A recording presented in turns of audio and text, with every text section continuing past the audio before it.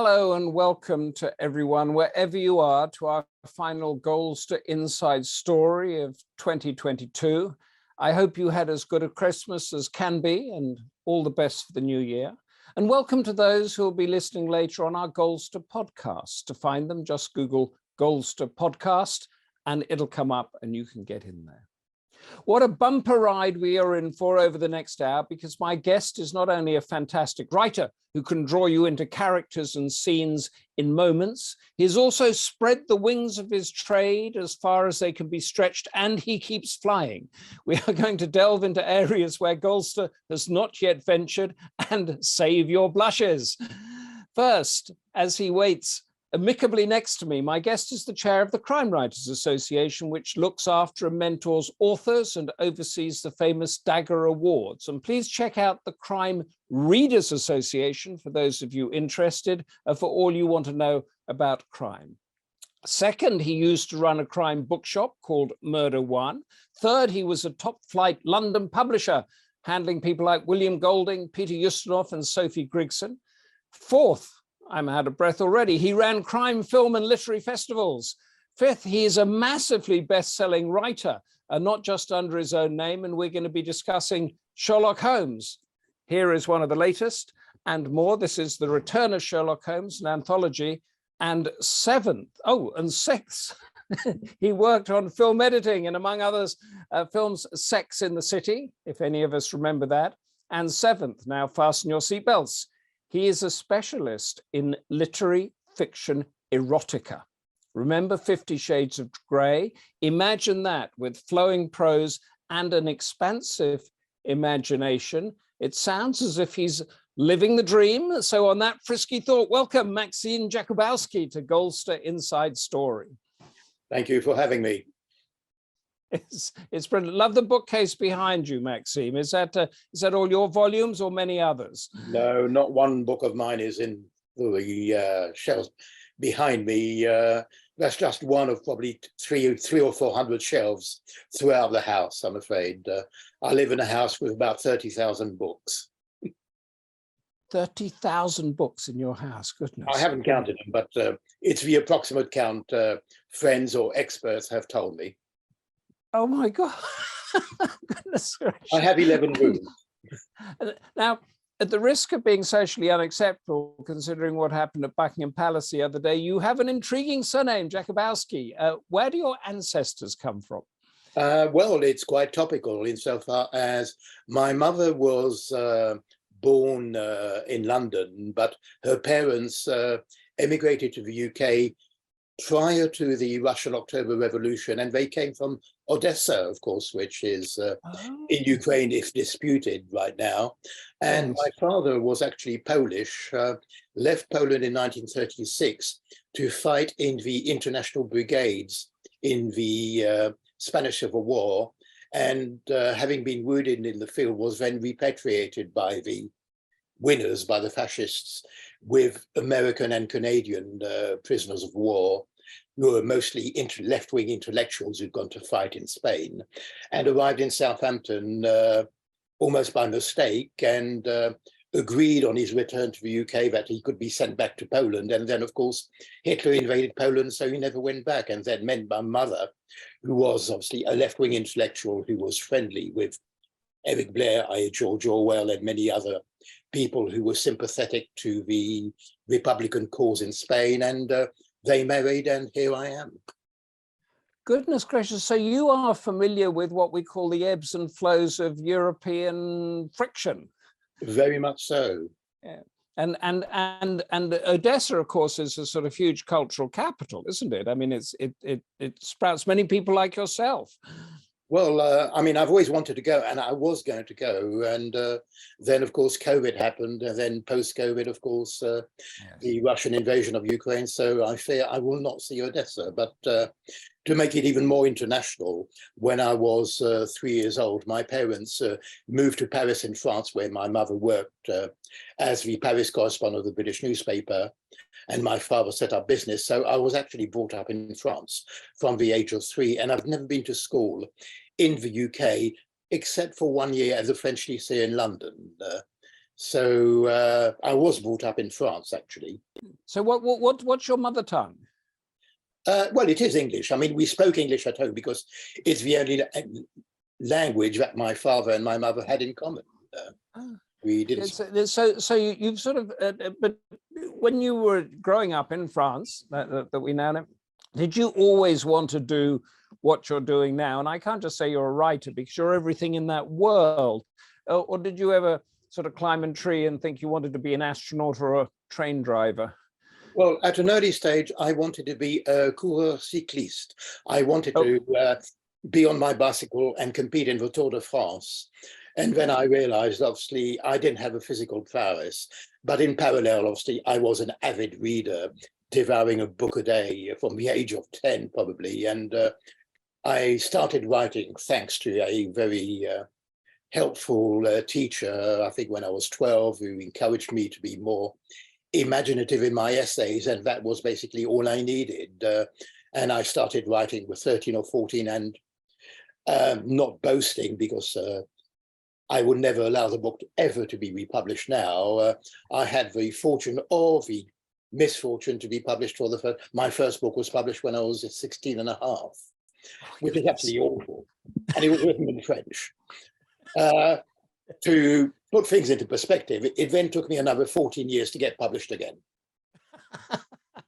But on the, I mean, you know, you've given us just this fascinating texture of where you come from and everything.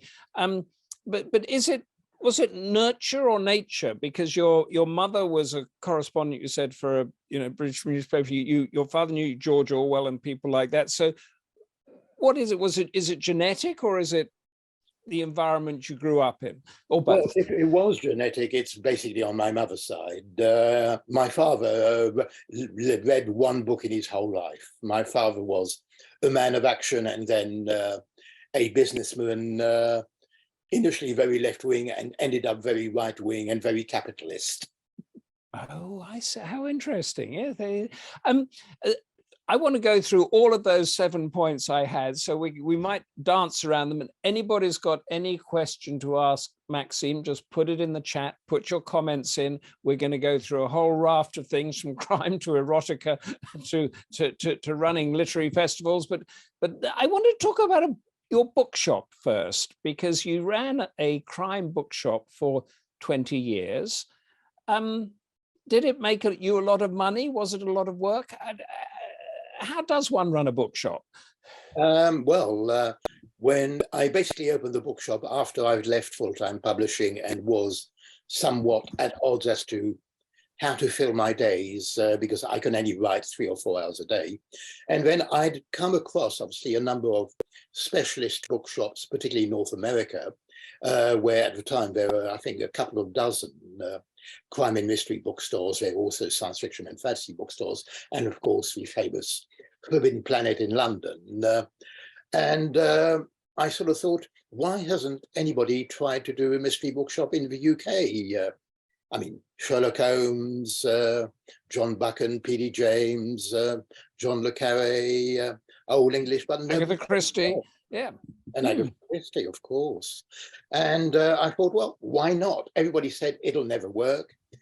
I had no idea how to run a bookshop. I'd spent my whole career basically in publishing as an editor, so I didn't know the other side of the fence. So I basically did it, with common sense, and it worked.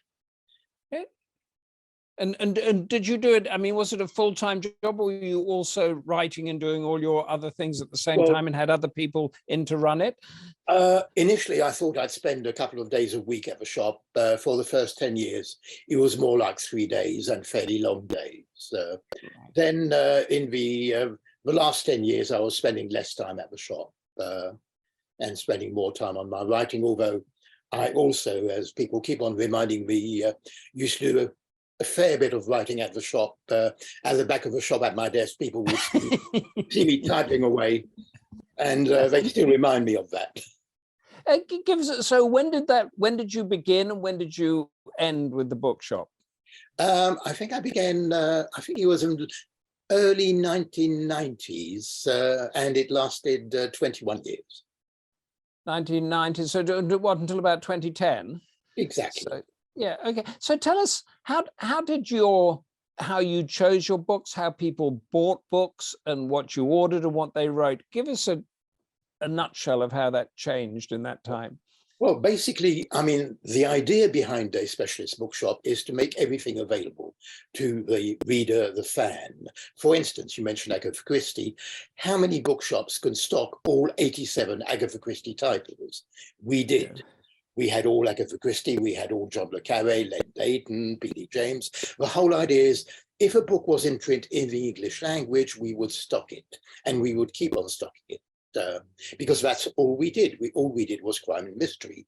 And if a book wasn't available from British publishers, then I would import American editions of books which were not available in the UK. And that basically was a magic formula, that people could find anything they wanted, including things that were not available, even if they'd ordered them from other bookshops. And it was... And you said 87 titles of Agatha Christie. Did you, over that 20 years, did you sell them all? One of each? I think we sold hundreds of each over the years. So none lingered on the shelf. Oh, no. I mean, we opened the shop. I think we had to start restocking within days. I mean, at our height, basically, I mean, we had, even though we were a single bookshop, we had a turnover of £1,200,000, and this was 20 years ago. And I had, at the height of Murder One, we had 10 or 11 employees. Yes. And is there a young, now famous best-selling crime author that couldn't get put or couldn't get traction in the major book chains that you managed to put out there and percolate into our lives?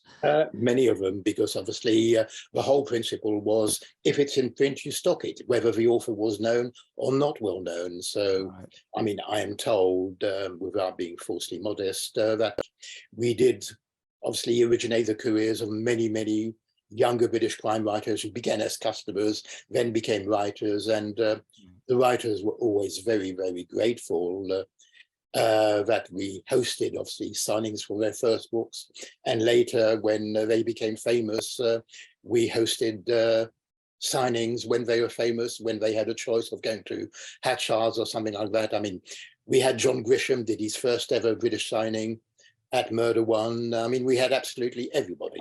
And some authors like Colin Dexter, Ruth Rendell would come in once a year to sign their new books. It also is the first stage on their signing itinerary of the UK. They were very helpful. Did you sell it or did you close it? No, I closed it.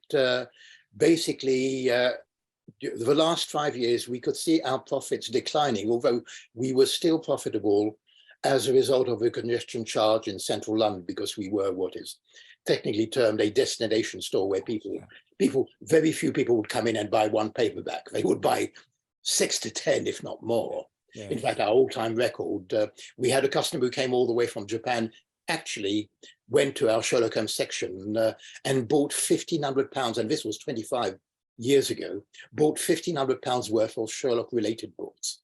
So we had really big customers, and one could see the profitability diminishing after the congestion charge. And of course, Amazon came on the scene, where basically by pushing a button, you could buy anything, even American imports, and at a huge discount. So I could see the writing on the wall. It had been going 21 years, and I thought our lease was also coming up for renewal, so our lease would have, the cost would have gone up. So I decided I'll go back to writing full time. I've done my 20 years. All the staff got double sort of redundancy. All the publishers were paid, and we left with no debts and still some money in the bank. So I mean, it was time. Now, 21 years is a good stint. I mean, you've given us an idea of the crime writing and reading community now, and now you are the chair of the Crime Writers Association, and which has the Crime Readers Association attached to us. Tell us all what that is. Well, the Crime Writers Association was started by a British crime writer, an incredibly prolific crime writer called John Creasy, who would write about 6 books a year in his heyday, and ended up, I think, writing over 300 or 350, much more than Simonal, actually, under a variety of pen names. And he got together with other crime writers of his generation, including Agatha Christie, Julian Simmons and others, and they thought it would be nice to have an organization which all crime writers, crime and thriller writers could join as both a social club and something to promote the genre. And we're about to turn the pages into 2023. And in 2023, the Crime Writers Association will be celebrating its jubilee, its 70th year in place. It's our platinum jubilee next year. And for the, you talked about helping stocking the books of the unknown crime writers and helping them up. How does the Crime Writers Association help new authors? And how did the Crime Readers Association, how does that fit into the whole thing? Well, the Crime Writers Association basically it's not a trade union, it's an association of writers who stay. We have regional chapters, we organize events, and it's a way of creating a sense of belonging, a sense of community for writers, because basically most writers just sit at home in isolation, typing away. So in one way, we give people a sense of community, but also we help, people basically contribute because everybody is a volunteer, nobody is paid. Everybody contributes on a voluntary basis. In basically promoting books, giving tips on research, or having discussions, and but also very much social occasions. And of course, we have the daggers, which are. I was going to say the very famous Dagger Awards, aren't they? Which indeed, is the Ian Fleming Dagger and things like that. Yes, these have been going for nearly 55 years now, and we've got a great track record at recognizing talent early on and recognizing, obviously, the biggest writers in the genre.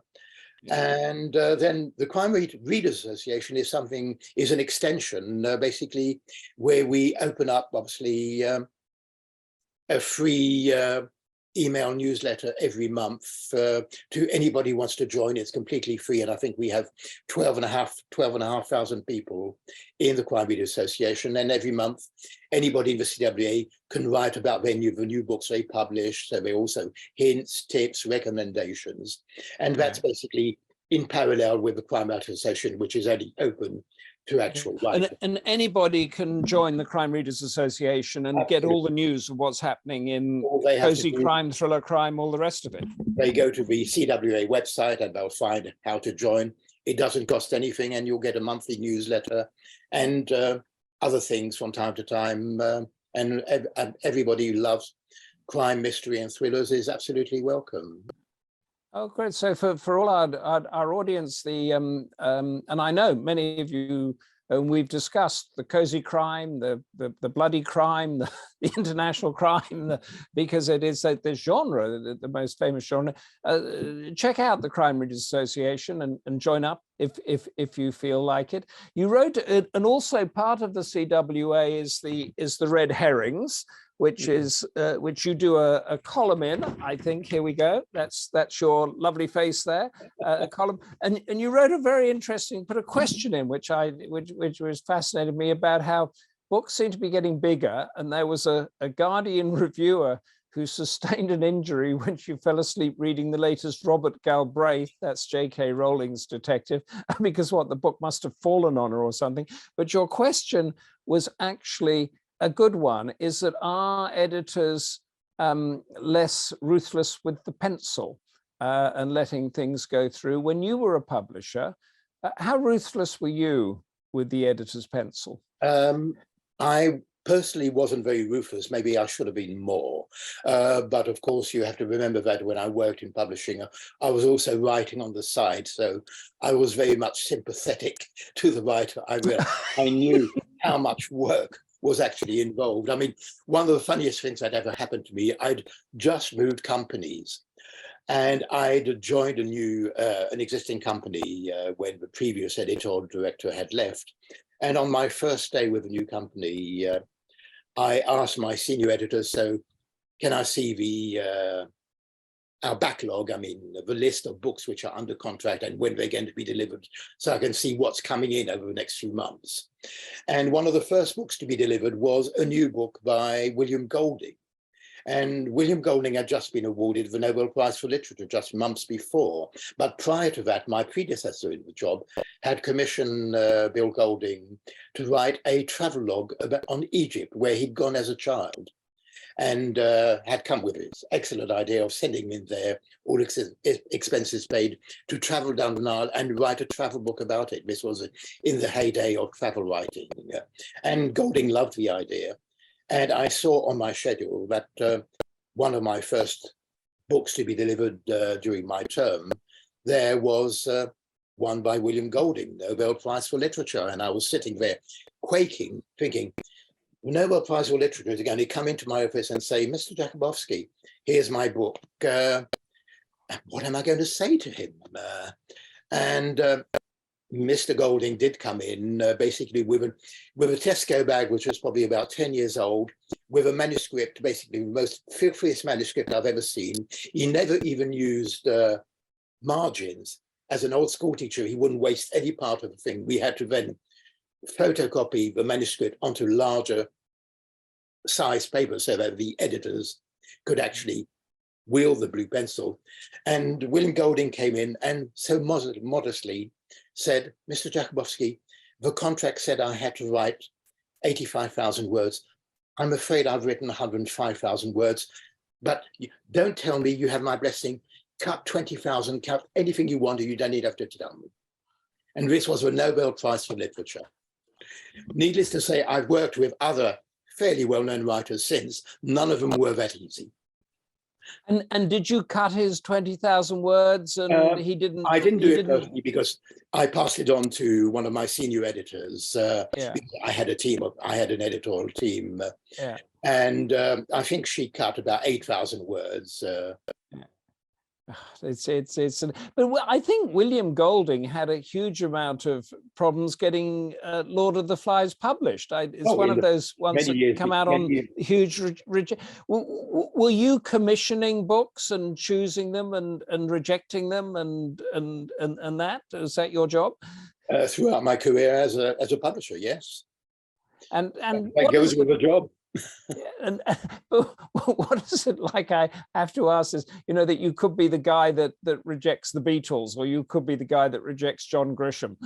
Well, I know of 2 or 3 books that I actually did reject that went on to become bestsellers for other publishers, including, and here I'm not seeking any excuses. I'm not a pet or animal lover, and I do not like cats. I'm sorry, it's personal. And in all my publishing jobs, all my editors or the people I worked with knew that I would never commission a cat book, even though cat books always sell. And then one day towards the end of my publishing career, one of my senior editors came up and said, we've got this great cat book with a well-known actress. And I just gave up in despair and said, I'll do it. And it sold 600,000 copies. But I mean, I don't know how I got to this anecdote, but what your question was now. No, it was rejecting that choice that you make, because I don't think I'd have the courage to do it. You see something and it's beautifully written or whatever, not right for the list, and you say no to it, and then the next moment it's hitting the bestsellers lists all over the world. Well, I mean, it's the famous William Goldman thing about films, that you never know anything. I mean, who knew that J.K. Rowling's books would become so popular? Who knew that 50 Shades of Grey would become so popular? Yes. There was nothing 100% original about them. In all, with all due respect to Jo Rowling, your Ursula Le Guin had the sort of boarding school and wizards before, and there had been erotic books before. Sometimes it just takes something. It's in the air. And a book takes and very small advance with J.K. Rowling. It wasn't a sort of multi-million-dollar advance, was it? It was a couple of £1,000 or something. Yeah, but I've always been convinced when I was working in publishing, even when I was turning books down, even sometimes, I knew that the book was publishable, but maybe it didn't fit in our list, or we wouldn't know how to market it. That was the other thing. But I'll always remember I always remind people of the fact that if a book is really good, it might be turned down 5, 10, 15 times. If it is really good, eventually it will find the right editor and publisher, and it'll get published. And this is what happened with Day of the Jackal, the Joe Rowling books, and so many others. I mean, quality will out. Yeah, no, that's a very good piece of advice. If anybody's got any questions to ask about publishing, crime writing, erotica, and Sherlock Holmes that we're going to get onto now, because this is the one that's on my desk at the moment, which is an anthology of Sherlock Holmes. But you talk about quality will out, and that Sherlock Holmes is an enduring character, such that millions around the world think he actually existed and go to Baker Street to look at his house. But what is it? And you're obviously totally intrigued because you've done anthologies and written about him. First question, is Sherlock Holmes cozy crime? Yes, it is. Absolutely. Yeah, purely because obviously there is no emphasis on the murder. Obviously, if it's poisoned, if it's the people are quickly disposed of. Conan Doyle doesn't linger on the murder. He's more interested in the intellectual puzzle. And that for me is what is the essence of the cozy. Right. And what is it in his character that makes him so enduring?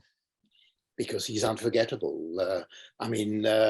Doyle gave so many, uncovered so many aspects to Sherlock Holmes's character that, all those small things of the violin, the cocaine, the little grey cells, it was an unforgettable character, and that's why he's survived so long, influenced so many others, and even after the end of the Sherlock Holmes novels and stories, and once obviously the character fell to a certain extent in the public domain, there has been a tsunami of people wanting to continue writing with this character, including some of the cases that Mr. Watson, Dr. Watson, refers to in the Doyle canon, but which Doyle never wrote about. The giant rat of Sumatra is referred to in one of the stories, but he never wrote it. As a result of which, in the last 30 or 40 years, there have been about 10 novels by other hands about Sherlock Holmes and the giant rat of Sumatra, for instance. You've given an idea of his character and the complexities of it with the cocaine and the intellectual relationship with Dr. Watson. But when you're looking at something like that, where does the plot fit into that? Because you have to balance these, don't you? And he obviously did it in a way that, as you said, it made something in the air. Well, basically, it's that perfect balance between characters and plot. The characters, whether Sherlock Holmes, Watson, Moriarty, his brother, Mrs. Hudson, Irene Adler, all the characters are wonderful. And then the plots are like miniature pieces of clockwork, and they just function so perfectly. Okay, to keep propelling our interest towards the characters as opposed to, as you said, towards the crime or the solution of the crime.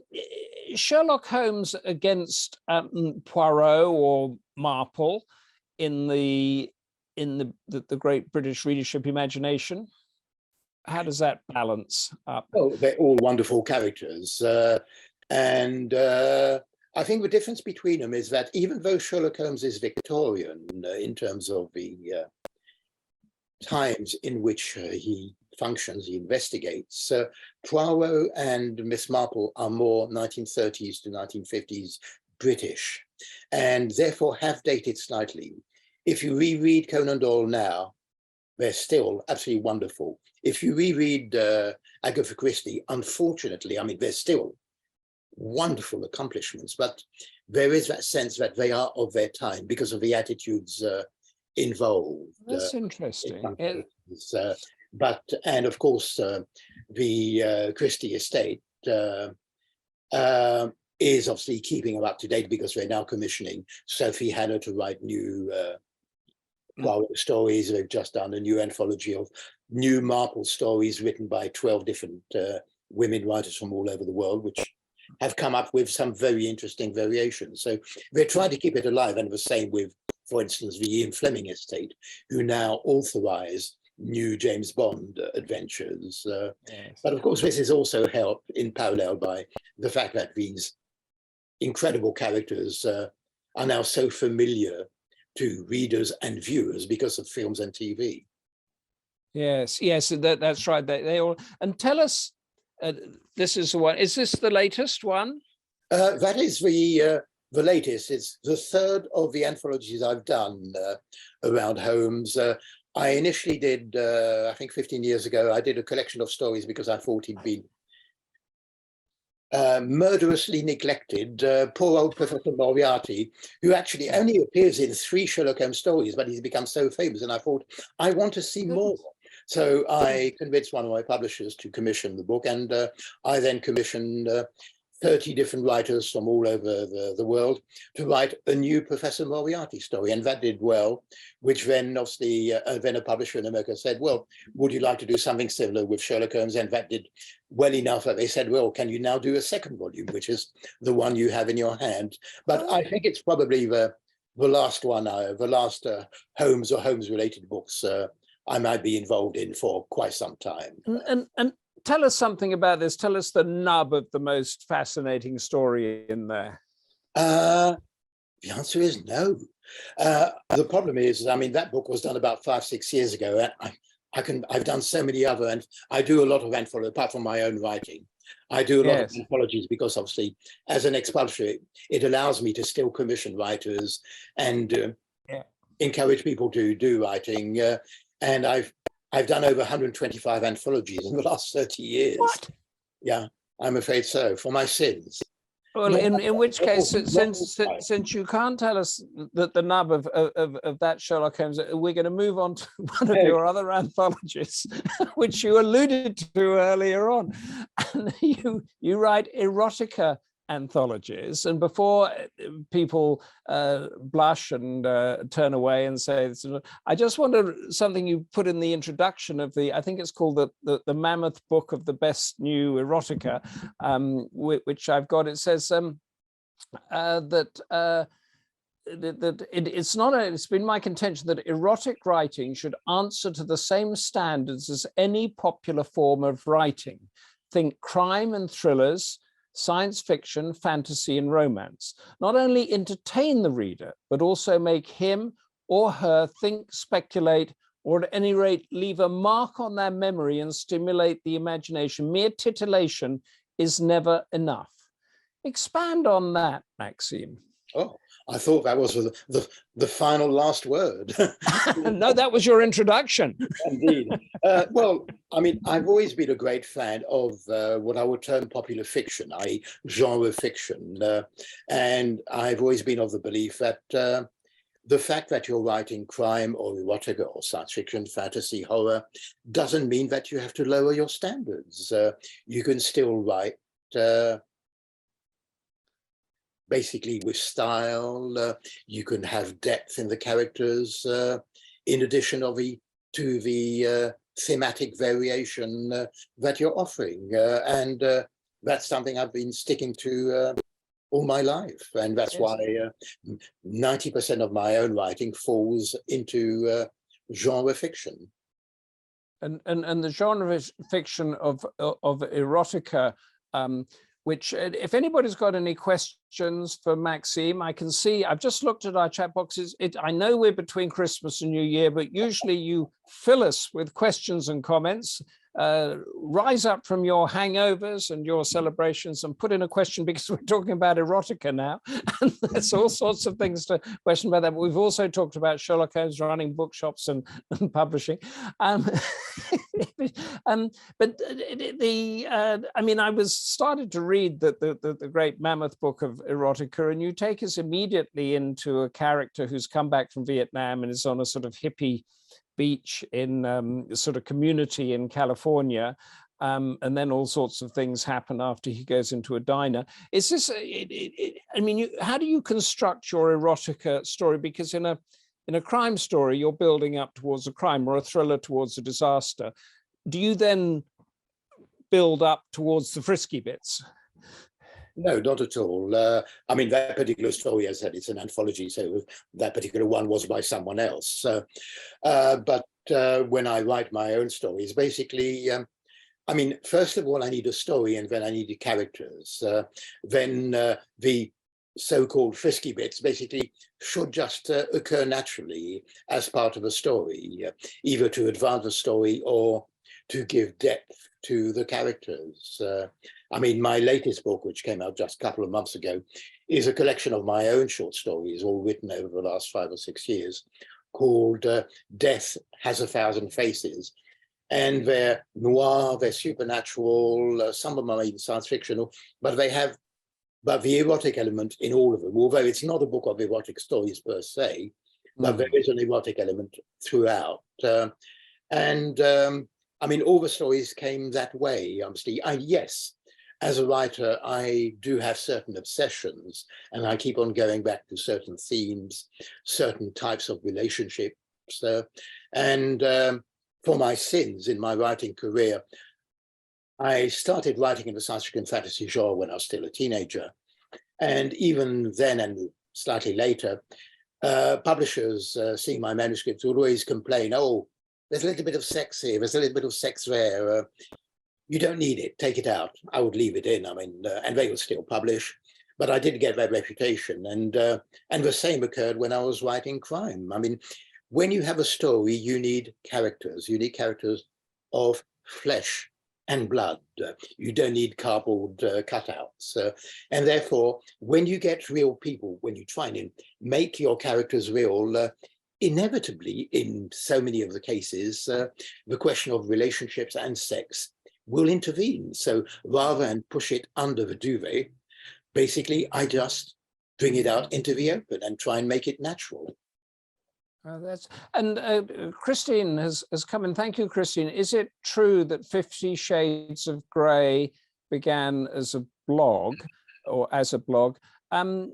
You sort of bounced off that huge tsunami that came with 50 Shades of Grey. Did it start as a blog, and then tell us what happened? No, basically 50 Shades of Grey began as fan fiction, as a slightly more friskier version of the Twilight books, and then graduated into, as I said, into fan fiction, which was published online, and then got so many people interested that mainstream publishers got interested, and the manuscript came out, obviously was revised, and eventually was published. But what happened is, as I mentioned, over 30 years or so, publishers were always complaining, oh, Maxim, can you cut out the sex, just leave the crime, or can you cut out the sex, just leave the fantasy?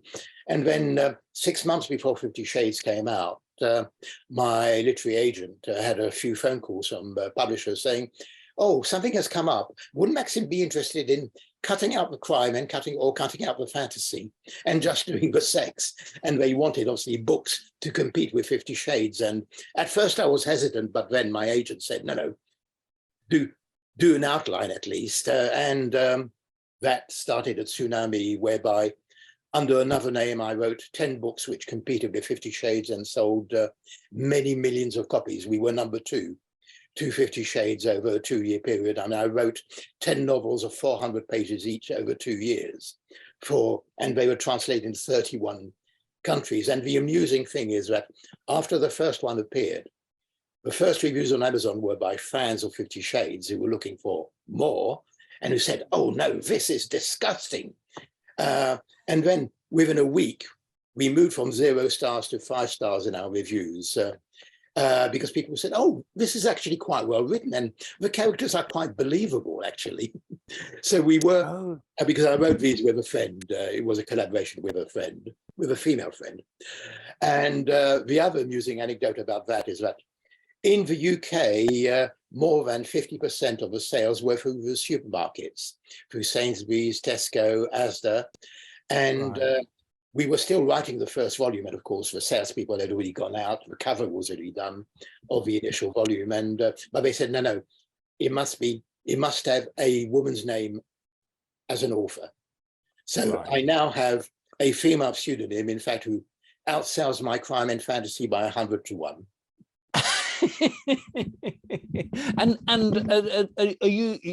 are you still writing it and still? No. Basically, the vogue for erotica in the wake of 50 Shades lasted a couple of years, and then I think people just got fed up of it. And right now, if my agent or myself were to go, even with my track record, were to go to a publisher saying, oh, my next book is going to be another erotic book, they say, no, no, no, we don't want it. We don't want it. So there's two thoughts come from this. Firstly, is it was about 10 years ago, wasn't it, when 50 Shades came out?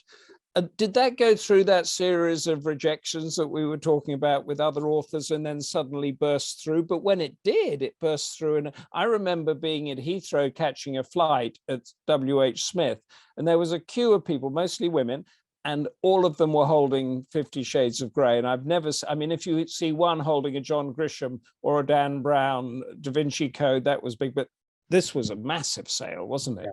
Yeah, I know. I mean, basically because it started with self-publishing and publishing on the internet, and then became so popular that it came to the attention of mainstream publishers who then could put all their marketing sort of know-how behind it.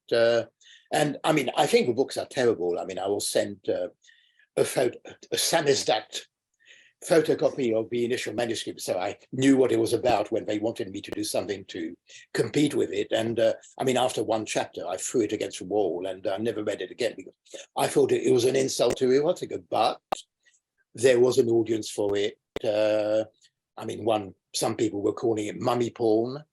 But as I said, the publisher in you must have recognized what it was. You know, you might have put your pencil through it a bit more than the publisher, but you must have recognized the market opportunity there, obviously. Probably, if I had still been in publishing then, I would have turned it down. We've nailed that one, haven't we, Maxim? Yeah. The man who would have turned down 50. And you mentioned a couple of years. It's quite interesting because you've been in the book trade and the publishing trade. These genres come and go.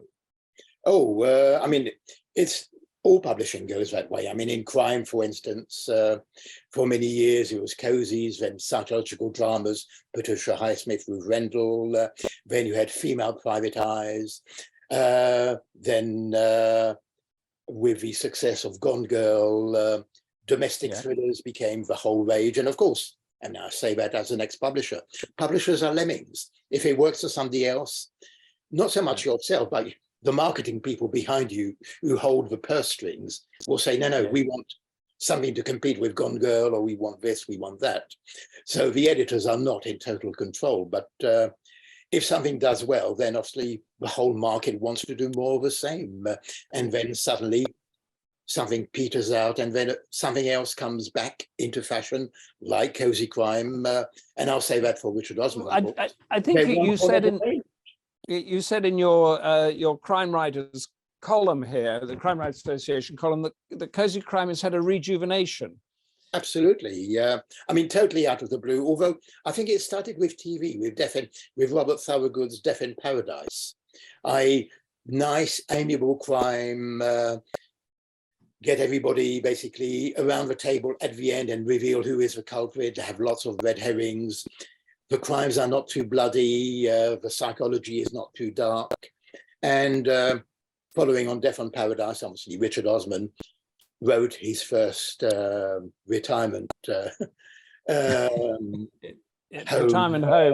cozy crime book, and it became a huge success. And I'll say that for Richard. I mean, I met him. We spent time together at festivals, and I mean, he knows his crime. He is a fan. He's been reading it for 20 years, and sure, he was a big TV personality, therefore that helped the marketing, but that wouldn't have been enough for them to sell in that quantity. They are good, wonderful entertainment.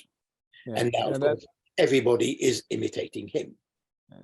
So we mentioned cozy crime, but all these different. So throughout your career, you have adapted your writing to what you think the market is, or what your agent rings up and says, actually, Maxine, can we have a bit more sex? So you just say, yep, okay, we can do that. No, so yeah, okay, we can do that. That's your sort of attitude. You're not ideological about what you write.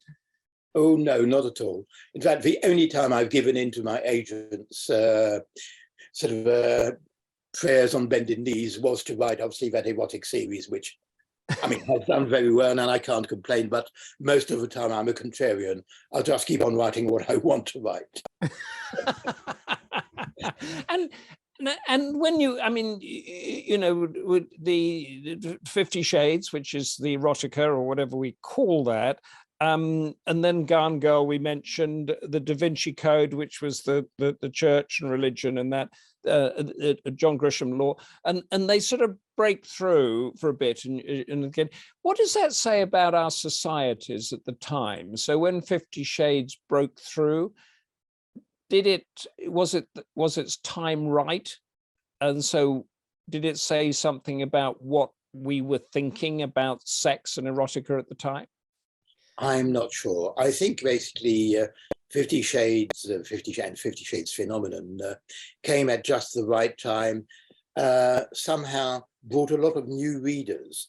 People, I think many of the people and the women and the middle-aged women who were reading 50 Shades were people who actually weren't reading books before and suddenly found that it was something they could enjoy reading. I mean, it was like the there, but for fortune go I syndrome, obviously. It was called Mommy Paul. Maybe it was the sex they were not getting at home, and it sounded all so dangerous, but it was so much safer to read about it on the page rather than ask their husbands to get, whips or sort of corsets or handcuffs. You read about it and you get your kicks out of it to a certain extent, and it's harmless. And I think it just came, maybe if it had come maybe 1 year later, it wouldn't have worked. It's just the zeitgeist. Yes, and it's neutral, as you say, isn't it? You know, it's somebody else has written about it, but you can sort of read it, absorb it, and discuss it. Sue Downey says she bought her husband a book called 50 Shades of Grey. quite saucy but fun. Tell us a little more about that, Sue. Did that sell as much as Maxim's books? And can you tell us the name that you wrote under, or is that a secret? Well, it was a secret at the time, although everybody publishing knew it. They came out as Vina, that's V-I-N-A, Jackson. Vina Jackson. Vina Jackson. And the first one was called 80 Colors, was it 80 Colors Yellow? I can't even remember my own titles now. But I remember that. I remember that. So they were playing with the title as well. We had to have a number and we had to have a color. Yeah. And then we ran out. We ran out of the number and the color. So I think by volume 9, I was allowed to have a real title, and it was my favorite of the series. It's called Mistress of Night and Dawn, which is my favorite in the series. Yes. But I mean, it must be quite fun writing erotica. No, it's hard work. Why? 10 books, 400 pages each. That's 4,000 pages of variations. Yes. You have to be imaginative or mad, and you have to keep it interesting. I'll say one thing. Obviously, I wrote those 10 books over a 2-year period. I then couldn't write any more fiction for 3 years after that, until I came back to fiction. And even then, the only 2 novels I've written since my 10-book series, which have been more crime and fantasy, have the sex is much more moderate, if I can put it that way, because I'm exhausted. So in order to, you mentioned also that you're suffering from imposter syndrome a bit. I think that's what it's called, because you haven't written a mystery thriller for a decade, yet you are chair of the Crime Writers Association. So you're heading off on a cruise. Yes, on January 5th, I leave for a cruise which will last 42 days. And because I said it's 3.5 years since I wrote my last novel. I mean, it came out obviously 1.5 years ago. It may take time to get into print.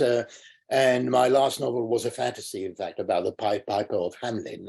And the book prior to that was a sort of crime with an apocalyptic background. And I felt it was time to come back to crime. So the book I'm hoping to write the first draft of on this cruise is going to be a thriller. It's about a hit woman. I've written about her before. She's been the minor character in one of my earlier novels, and she also features in about 4 short stories. So I'm now going to give her her own book. Right. And you mentioned the imposter syndrome. No, it's just a coincidence that, I mean, I've been on the committee of the Crime Writers Association for many years, and in a way it was Buggin's turn, which means nobody else volunteered to become chair, because chairs we only stay for 1 or 2 years. Yeah. I'm coming up to the end of my 2 years. And but obviously during that period, I've still been reviewing crime on a monthly basis. I've still been editing collections, and obviously still very active, but not actually writing crime. So the novel I hope to write on this particular cruise is going to be a thriller. Yes. And you say thriller, and people interchange crime and thriller and everything. Is it crime? Is it cozy crime? Is it a thriller? Is it hard action? And what's the difference? Well, a thriller is basically something which also has a sense of adventure. It's not just a murder and an investigation or a puzzle. Spy thrillers, obviously, which, I mean, your books, I would term are thrillers. As a thrillers, yes. Yes. So, no, I mean, this particular book, is not and will not be cozy in any way. Even my other books in other genres are very dark. They're fairly obsessive. They're very noir. And that's basically what I write. So I would be incapable, even if I was offered many, many pounds in advances, I would be totally incapable of writing a cozy. Although I enjoy cozies, and within the crime genre, some of the books I enjoy most are Locked in Mysteries and Impossible Crimes, which are the epitome of cozies. I think someone once explained to me that that a crime book is when there has been a murder or a disaster and you have to find out who did it, whereas a thriller is when there is going to be a disaster and you have to stop it happening. Would you agree with that? Or you can add also, I mean, I totally agree with the crime definition. Basically, it's a crime is by definition a whodunit, and a thriller can also be a whodunit, where you know from the outset basically who was the killer, yes. But basically why did they do it? Yes, yes. Why did they do it, and how were they allowed, and how didn't they stop them, or whatever it is, that sort of thing. Maxime, stay with us for a moment, because I have to tell our audience what is coming up, and then I've got a couple of other points to pick you up on. Tomorrow, our book of the month. Where is it? Truman Capote's Breakfast at Tiffany's. This is a classic with a legendary movie starring Audrey Hepburn and George Peppard, and it's a thin read, so you can even read it between today and tomorrow if you haven't watched it, and watch the movie. The reason that we're doing this is because one of our members wanted to know how to teach their 16-year-old granddaughter to read, coax their granddaughter to read. And we decided that if you can have an accessible book attached to a film, you've got something to talk about. And we decided to go for Breakfast at Tiffany's. And then on January the 3rd, I'm with the newsman and journalist Malcolm Brabant on Purpose, Passion and Grit, our sister show. In 2011, Malcolm went for a routine yellow fever jab, after which he got a very high fever and then descended into months of hallucinatory madness, thinking that he was the second Messiah, which amazingly he and his wife filmed. And it is how he did that and then resumed his career as a foreign correspondent. A fascinating story. I just spoke to him before Maxime and I got together. January the 5th, Michael Coveney, let me get this huge and wonderful book, is a theatre critic, columnist and biographer of the greats like Andrew Lloyd Webber and Maggie Smith. And his latest is this one, Master of the House, The Theatres of Cameron Mackintosh. So come with us into Theatreland. And it's a beautiful book. And because it is quite pricey, we're going to hold some sort of competition during the show. And the one that wins it, I'll get Michael to sign it and we will get it to you. So that's our Goldster New Year competition. And then on Friday the 6th, I'm with Mark Everglade. Have I got his book? No, I haven't got his book. Mark Everblade is a young science fiction writer who specializes in a genre called cyberpunk. Don't say Goldster doesn't take you into the unknown, erotica and cyberpunk. Cyber is the future and punk is where the hero can be, well, sort of punkish, whatever that is. And that one is going to be really, really fun. You do science fiction. What is cyberpunk, Maxim? Well, it's basically a way of exploring new tech, of blending, obviously, all the new technologies that the last few decades have showered on us, together with a hardboiled noir ethos.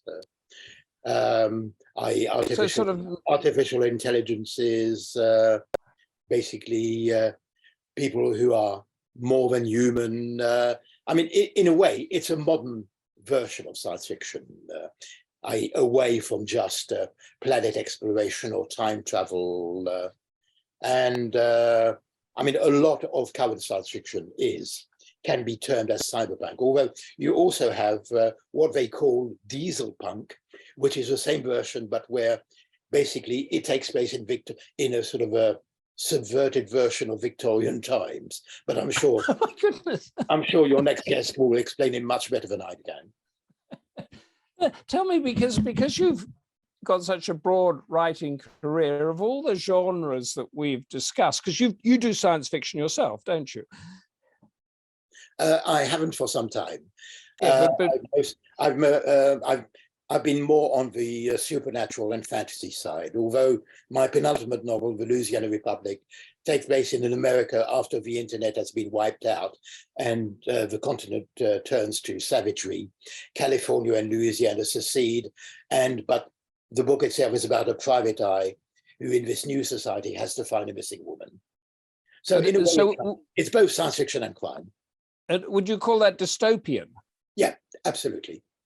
Or at least that's what Lee Child, who was kind enough to give me a lovely quote for the cover, said.